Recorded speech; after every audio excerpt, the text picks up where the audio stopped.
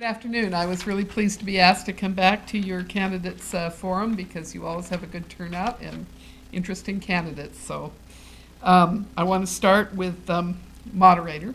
Our two candidates for moderator are Christopher McCune. Am I pronouncing that right?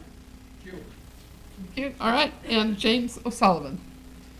We have them both come on up. The way we'll do it is each of you will have 2 minutes in which to make a speech, and then questions from the audience will come up to me via cards, and I'll be able to read them out to you. So let's start with Mr. McCune. Tell us in 2 minutes why you would like to be moderator. Alrighty. Well, good afternoon, everybody. I'd like to thank the League of Women Voters for putting on this forum, all the voters who turned out, and all my fellow candidates for throwing the hat in the ring, including Jim.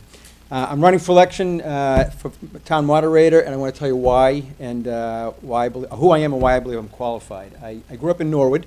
I'm a veteran, having spent 9 years in submarines in the U.S. Navy.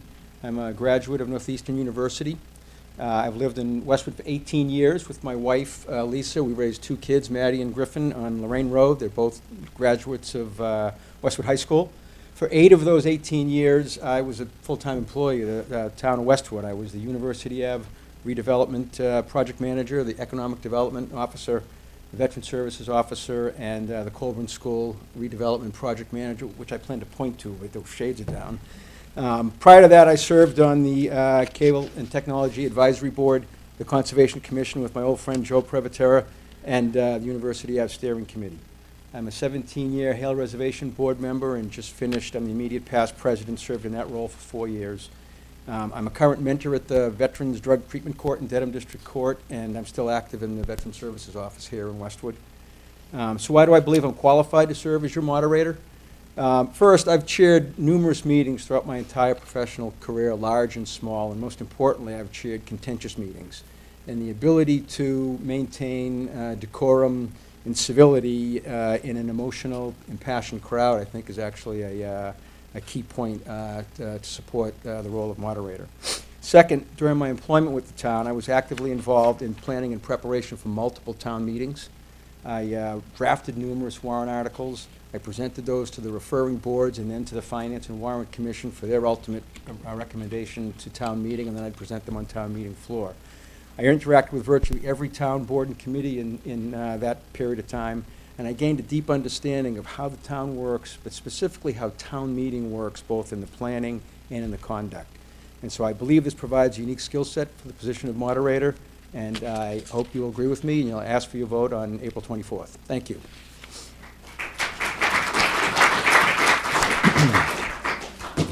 Mr. OSullivan. My turn. My name's Jim OSullivan.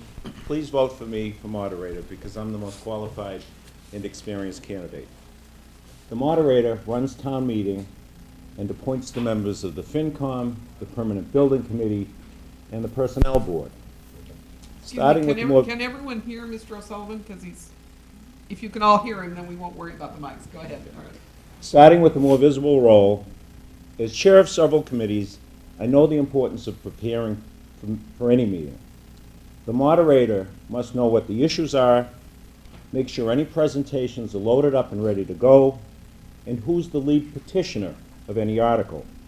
And the moderator has to remain neutral on all issues. As an attorney for over 34 years and having devoted hundreds of hours of volunteer work on boards and committees here in town and elsewhere, I have the training and experience to serve as moderator. I have the honor to serve as chair of the Westwood Council on Aging, Board of Health, as well as the UMass Boston Alumni Association, to name just a few. And we've had contentious issues on each of those boards and committees just within the past year. But the job of moderator is different than simply chairing a meeting. In most committees, informal discussion is a good thing, but not a town meeting. Town meeting speakers address the moderator only, just like in court, where you only address the judge. So my experience as an attorney gives me the advantage. I'm in court almost every day. Mostly what I do is I represent elder services agencies like HESCO, get investigative use of the elderly, and I take their cases into court for them. The moderator must know when it's time to bring an article to a vote. Once the vote's ready to be taken, the moderator explains what the vote is, and what a yes vote means, and what a no vote means. And when the vote comes from FinCom on indefinite postponement, the moderator has to explain clearly but quickly what that means, particularly to people who are new to town meeting. You've been to town meeting, you know how confusing that can be, even if you've been there many times. If you're new, you have to be able to explain it so people can understand it. We have a well-run town. We have many people qualified to serve on those 3 boards that I mentioned. We don't need one-issue crusaders. We need perceptive, qualified people who are willing to work diligently and thoroughly. The moderator must be a good judge of character.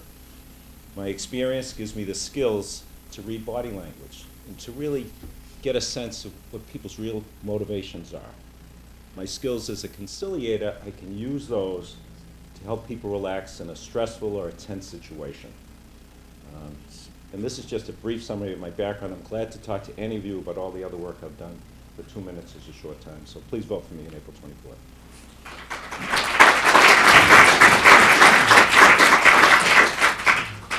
Okay, I had some excellent questions here, but I think the candidates have addressed some of them. But here is one. We'll go back to Mr. McCune. How would you like constituents to contact you with concerns? I currently have a website up now that I intend on keeping up, as well as the moderator's website, our page on the town website. I'd be open to people contacting me, telephone, email, text, whatever is convenient for them. I'm readily available, and they can contact me any way they'd like. Mr. O'Sullivan. The best way to reach me is my home number. I have a cell phone, but it's off all the time. I'm in court almost every day, and Judge Roberts would take my head off if it went off in court. You can reach me at the office, but we're in the book. The home number is the best number to reach me. And another question for each of you. Again, we'll go back around. What would be your process for appointing people for the various committees? Mr. McCune. I've thought about that, and I think that in each case, I'd want to talk to the people in town who are involved with that committee, the current committee members, and get a feel for what they think is needed, and then try to identify people who could fill that role. I think the biggest issue, quite frankly, is the Finance and Warrant Commission. Participation in that committee is a real time-consuming thing, particularly around town meeting time.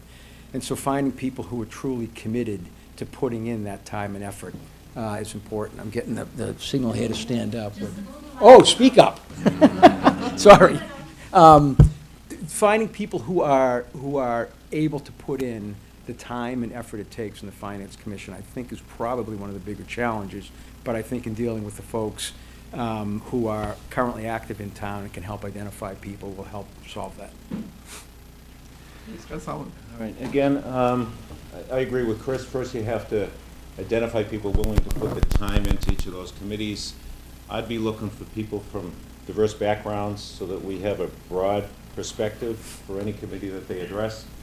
On the Personnel Board, probably people with collective bargaining experience to help Mike Gillette and the rest of the town negotiate the union contracts.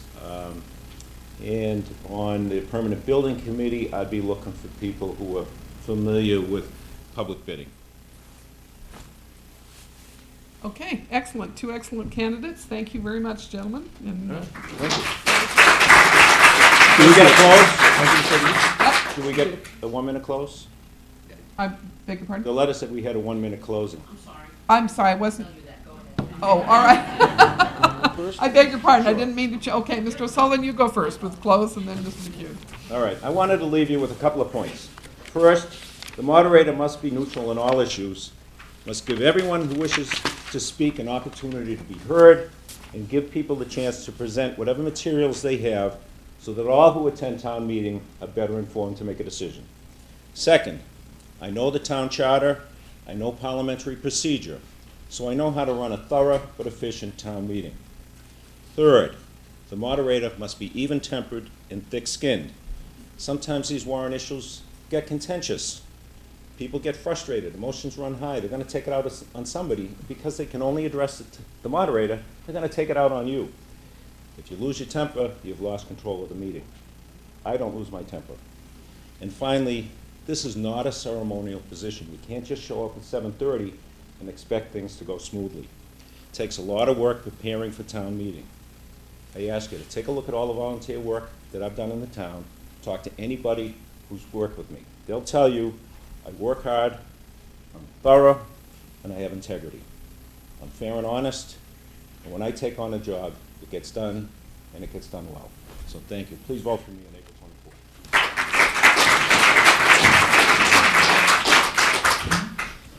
Thank you. One of the questions I expected actually was, why are you running for moderator? And so I thought I'd tell you at least one of the reasons. There are multiple reasons, but one is when I first came to town in 2001, my wife and I went to our first ever open town meeting, and it was the night of the high school override vote to build a new high school, and the place was packed. I don't know whether it was 1,800 or 1,500 or 2,000. We were way in the back in the gym.